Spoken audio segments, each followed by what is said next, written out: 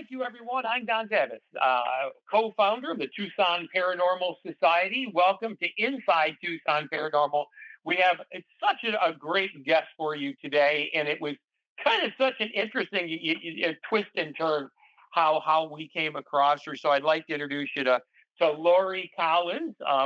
Loree is, amongst everything else fantastic that she does, an absolute expert in all things Titanic. But we're good. First, I'd like to talk a little bit how she and I kind of crossed paths. So thank you so much, Loree. We appreciate you being here today. Thank you for having me. No, it's gonna be wonderful. So, the Tucson Paranormal Society was doing a paranormal investigation at the 22nd Street Antique Mall. So, if you're in the Tucson area, you definitely know it's purported to be haunted. And you know what? It really held up to its name. We're doing the evidence investigation, the evidence review right now, and we're getting some amazing things out of it. But so, Loree, right at the end of the investigation, we come through. Loree. So you actually have. So if you can share with our listeners, you kind of have a booth there, or I guess would you call it a space there, or you have some things in a space? I do have a space there, but the special piece that I brought in, thought it was best to put it in the case up front, right by the door and the desk. It's the first time it was even out of my sight, kind of. So we just wanted it to be in a safe spot, and we're just curious if anyone would have any type of feelings or response to this picture of two beautiful little Victorian girls. And the picture was given to me just wanting them to be in what we have as a Titanic room.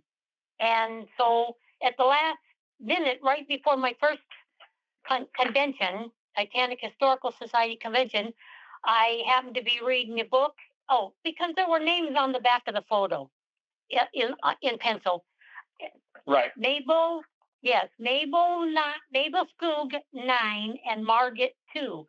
And when I saw that, I said, oh, there were Skoogs on the Titanic. So we just thought it was a coincidence. And then just before I'm going to the convention, I see the names in a book. And it was their names. So how this picture got to me, the family, Sweden originally to Iron Mountain, Michigan, back to Sweden after their son was crippled, and realizing 1912 Sweden was far behind United States 1912. And so they decided to return home, and they returned home, tried on the Titanic. And it was a party of 8, and they all perished. But how true, I live in Arizona, Tucson. How did that big photo, it's 14 by 16 in the frame, how did it get to Tucson? How did it get to someone that would even recognize the names? That's the biggest mystery, we think. But I definitely call them my girls. Oh, right. If I get to that point, yes. But I asked you to come over, and you started talking, and the Ovulus said Collins, Collin. Well, my last name is Collins, Collins. And I hazard a guess nobody there knew my last name. Then again comes a name and a word, and it's Denise. And definitely no one there knew my middle name. So I hope it was from the girls, but I would accept it from anybody that wanted to tell me something. And I was very taken aback by my middle name, especially. Yeah. Well, it always is a little shocking when you get a response like that. And it was interesting because when we had concluded the investigation, we were kind of putting all the equipment away and such. And I literally had like 2 things in my hand, and we were just kind of talking, and you said, well, hey, try over here. So we went into the space. I went in front of the photo, and I've seen it. It's a beautiful photo, and and it's so sad that those poor young ladies, perished at the Titanic. And we had asked, right, is there anybody here with us that would like to say something? Because, we were getting hits all over the store. But it was interesting. One of our static cameras, and Loree, you don't even know this, one of our static cameras was positioned in such a way where we had walked by our whole group. I mean, there was a group of probably, I think there was 2 or 3 investigators, and then we had, and then some like yourself, and then we had some of the people that were there from the 22nd. Well, one of our static cameras, about a minute after we had passed, and again, keep in mind, this is just shooting down an empty hallway, right? You can hear us talking in the distance, right? It's just shooting down an empty hallway. We watched about 7 or 8 large orbs come down the hallway and then make a right-hand turn in front of the camera. Now, if it was dust or insects or anything like that, historically, they just go right past the camera. It's an infrared camera. They really don't see it. It really doesn't do anything. I've never seen dust make a right-hand turn, and there was no vents. There was no air conditioning. There was no airflow. I've never seen a half a dozen insects of various sizes and types, all collectively make a right-hand turn. So we suspect that may have been some of the, inhabitants, the spiritual inhabitants there. But now we also got a couple of other things. So not only did it say your last name, and I will tell you that everyone was stunned because when you said, I knew your first name, I didn't know your last name. Yeah, no, nobody there knew. When you said, "Oh my God, that's my last name," and then within maybe 20 seconds after that, it says Denise. And I looked over to you like, well, who's Denise? And your face was white. I mean, literally, your face was white. And I think, and because you were so taken back. But we also got something else that was interesting. Do you remember the other thing that we got? No, from there, no. No. Yeah, I guess we got. It's okay. We got a response that says that I've been here for 200 years. Oh, I do remember that. And I said, some people looked at me and said, Titanic? And I said, no, Titanic was not 200 years ago. So 1912. Right. So that was my take on that. But you're right. And so, the earth, the ground. Exactly. So interestingly enough, so one of the things that we do before we do any investigation is that we'll try to get as much information about the site as possible. Now, keeping in mind here in the Tucson area, we know that there's been indigenous people going back about 10,000 years. Oh my. So that means they've been able to get what is considered good evidence of human-like habitation here going back such a long time. And if you think about it, you obviously, we're warm in the summertime, of course, right? But in the winters and the falls and the springs and stuff, we have a wonderful, wonderful climate. So if you were kind of a pre-human, would you rather live someplace that's, in the mid 70s and comfortable 6 of the 12 months of the year? We all came from Michigan. If you think about it, why would, coming from Michigan, again, if you're that pre-human, you're going to want to say, you can handle a couple of hot months because, 75% of the time is fabulous, as opposed to, maybe an up north climate where 50% of the time is freezing and 50% of the time is pleasant. So they know there's been human habitation here for years and years and years and years, going back, an enormous amount of time. So we know our researchers have come back and said, no, we've got evidence of people being here for, about 10,000 years. So when somebody came and said, we've been here for 200 years, we're researching not only the physical location, but we're researching the dirt that's underneath it, because we are far more likely going to get something from the dirt underneath it, as opposed to just a few, the 75 years we've been able to determine that there's been a building there. Yes. So, absolutely incredible. When you get stuff like that, there's such a direct connection. There's such an obvious connection, that, you gotta sit back and go, geez, oh, Pete, this is, there's I nothing, had people, there's nothing. I was going to say, I've had people ask me, well, why would it say that on the obelisk? Why would it Mhm. say? And I said, well, from what I have watched and learned, or Mhm. it's the people on the other side, they're going to say something that only me or that I would recognize. They're not That's exactly right. they're not necessarily going to say what I want to hear, or it's Mhm. not necessarily the person saying or people. Right. It's that. Right. So I have no idea really who said that, but I hope it was the girls.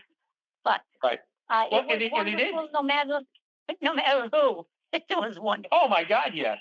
And I think the interesting thing about it is that there's a couple things that we look for. Not only what they say, but we also look in terms of the time that they say it. So if we ask a question, and almost immediately upon asking that question, we get a response. We get an intelligent response. We get a response that makes sense with the question. Yes. Yes. Then you got to go. So when I asked, can you give us a sign that you're here? And I said, I know that it's hard. I can only imagine how difficult it must be, to kind of, communicate from the afterlife. But if you can give us some kind of sign, that would be great. That would help us immeasurably.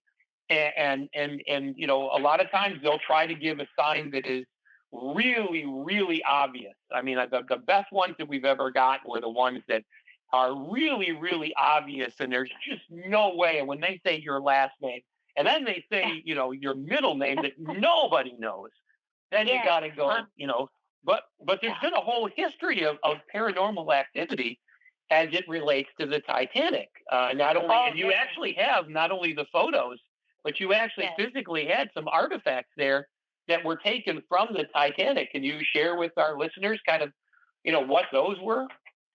Well, I do haven't. I've had a crazy passion for Titanic since 2007 or 2008. Can't even explain why or where. People say I could have been on it in a former life. I'm open to that. I must have had a family member on it. Not that I know of, but doing Ancestry.com, it's possible I have family members. But I cannot explain what my passion was. And Right. in the real world here, my husband and I have a large Titanic room, and it started out just a place to put a model and some books from Bookman's, and then it kind of took on a life of its own. And so I have about 300 books. I have many pieces and hundreds and photos. It's really a beautiful place. But the things you're referring to, I had also put in to see if there was some kind of response. The one was little pieces of wicker that were off of a deck chair. And that was from the Titanic Historical Society. And they Now had that was that. So this was a deck chair that actually was on the Titanic when it sunk. Yes, Right? It was but retrieved. they were retrieved, yes, from the other boats that came, the ones that came to get the bodies. They picked up things that were floating. Okay, so it was just floating in the water, and then it was retrieved by the Carpathia or one of the other boats that were there. Yes, there are seven. Okay. There are 7 known out there that were on Titanic. Out of all the hundreds that were probably on the ship, there's like 7 that someone owns here. And then the other piece was tiny little slivers off of a cupboard that had been floating. And that one has provenance because the gentleman that picked it up then gave it to his son, who sold it in a Titanic auction, and my friend purchased it.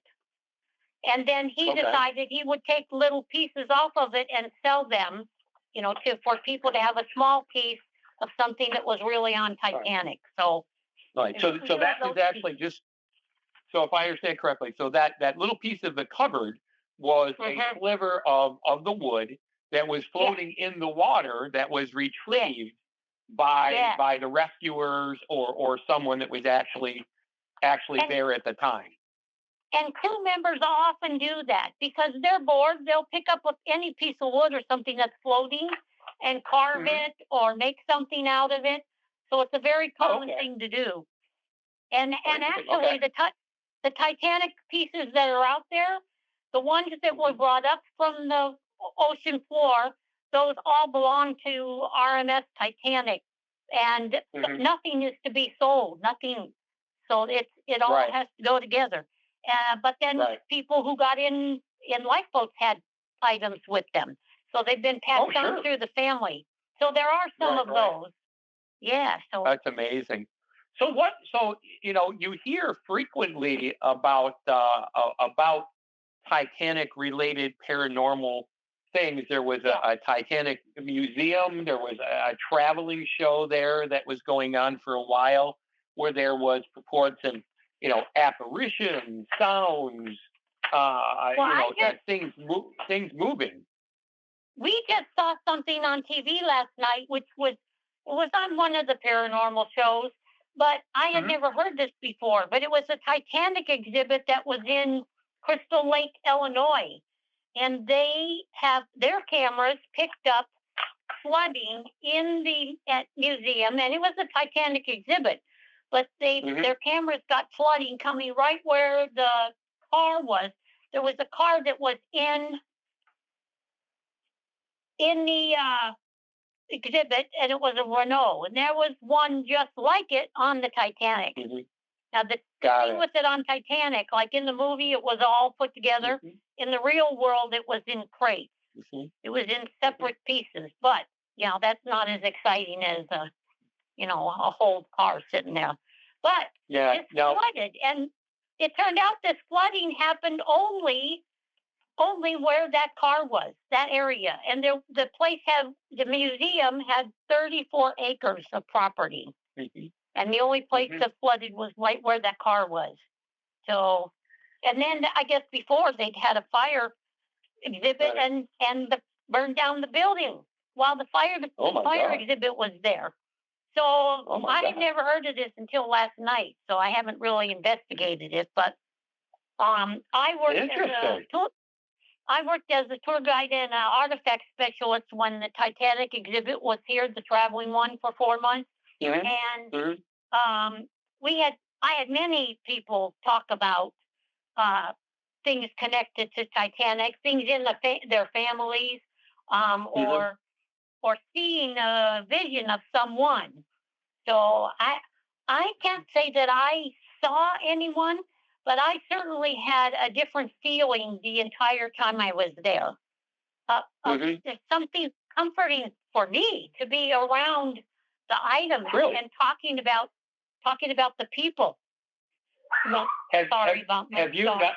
No, that's okay. We love puppies here at Inside Tucson Paranormal. Good. You might hear mine yipping in the background. So have you ever Okay. considered, because you brought up something very interesting. What we find is people that have a unusual draw, they Yes. feel drawn to. Something. Yeah. Have you ever considered past life regression Yes, I have work or wanted to anything do like that? that. I have wanted to do that, but in the past, to think of just dialing one up somewhere, Hmm. I was hoping one day I would have someone that I could Well, we not actually, respect. yeah, we actually do, and Oh, there good. is there's a hypnotherapist who was actually one of our speakers on our third Friday event, and one of Oh, her claims to fame is doing past life regression, yes. and Well, I think that she might be a very viable a yeah. person for you to speak with, because I think that, again, what I find is that people that have this unusual draw. They've Mm-hmm. never had anything, never been connected. Kind of Mm-hmm. out of the blue, they get this Yes. incredibly strong. They get this incredibly strong thing that happens to them, and I think that Now again, I don't know what year you're born. I don't know how old that you are, but I don't think you were born in the early 1900s that would make it No, safe for you to have no. potentially have been what? When you're talking about a strong feeling, the example Hmm. that comes to my mind is Hmm. we've been to the Titanic cemeteries that are in Halifax, Nova Hmm. Scotia. We've been there about five Yeah. times. But the first Mm. time when I stepped off of the tour bus, I had this Hmm. overwhelming feeling of sadness, and it just Sure. overtook me. And there's about 135 people buried in that particular cemetery. It's a Hmm. non-denominational one, and then there's about 12 in the Jewish cemetery, and then about Hmm. 18, I think, in the Catholic one. So we have Right. been there quite a few times, but the very first Right. time, oh my goodness. And the same Right. thing happened when we were at the 9/11 um, Hmm. spot. Um, Right. I told my husband we're walking, and I said, I felt like I was walking on people. I could look down and Hmm. see the faces. I could see Yep. faces. I could have Hmm. described them to you. And that Right. was, so I do tend to have, I guess, strong feelings, Hmm. for certain places. So and Hmm. partly, I guess, because I'm open to that being possible. Right. So, Well, yeah, I think there's a couple things that might be worthwhile. I think that at some point in time, I think you connecting up with our hypnotherapist would be very yeah. beneficial. She's Oh, had great I would love information. to. The I would love the other to. thing, and I think that you're going to be the speaker at one of our Third Friday events coming up, if Mhm. memory serves me correctly. I don't remember Yes. the dates and times. I know we're pretty booked, but I would absolutely love to have you come. I'd also suggest one other thing, and maybe we can talk about this online. Yes. We found. Are you familiar with psychometry? No. No. Okay, We tried psychometry it is soon. the ability. Yeah, so psychometry is the ability to feel images and impressions through matter, through physical things. You Yes. give somebody a rock, and Yes. that rock, for example, we did and we had sand that was taken from Utah Beach in Normandy, Oh, we've and been and there. we had Yeah. yeah, and we had given this sand, and it was just sand in a little vial. Had no name on Mm-hmm. it, had nothing on it, just a piece Nothing. of sand in a little vial.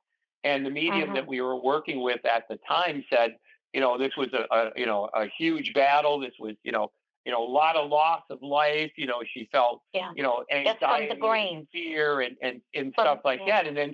And then she came back and said, you know, was this from France? Now, again, Mm-hmm. it was just sand. Now, I Yes. guess you could Yes. I guess you could say if you give somebody sand and it was special, you're not going to give from Oahu Beach in Hawaii, right? You're No. probably going to give them sand that has something, but she was so Something. accurate and out of the blue when she said, it was just from France, and that was interesting. So, now some Mm-hmm. people could say that was just a great guess. You give somebody sand and it's special, and No. what's the most special No. sand on earth would be Normandy Beach.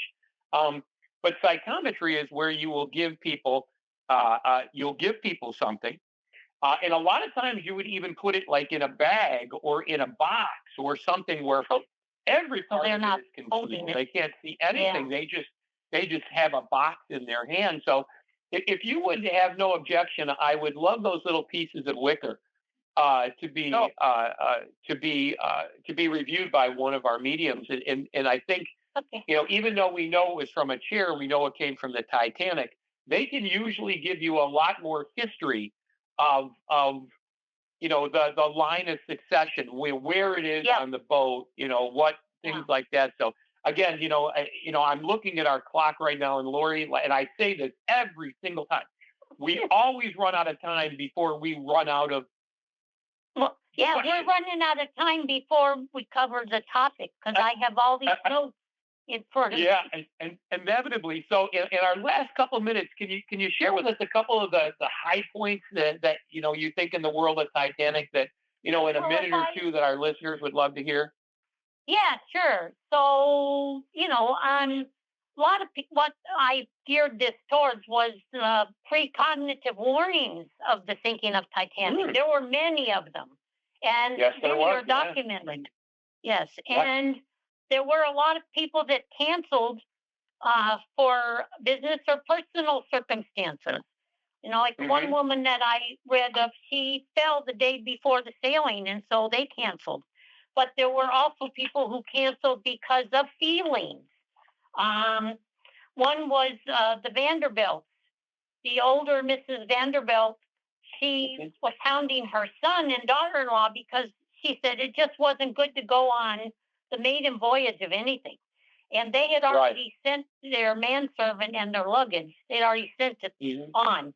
But Hmm. she was so adamant that they not go that they did end up staying. But their Right. luggage and the manservant went down with Titanic. But in effect, then she saved at least her son, being a first Right. class gentleman. Those were not the ones that survived. Right. And her daughter-in-law by just the feelings Hmm. that she had. So, and one Interesting. woman, she ended up, she had such a bad feeling that something was going to happen at night that she slept during the day while her husband and daughter were out around the ship, and then she would sit up vigil at night. So she did that for 3 nights in a row.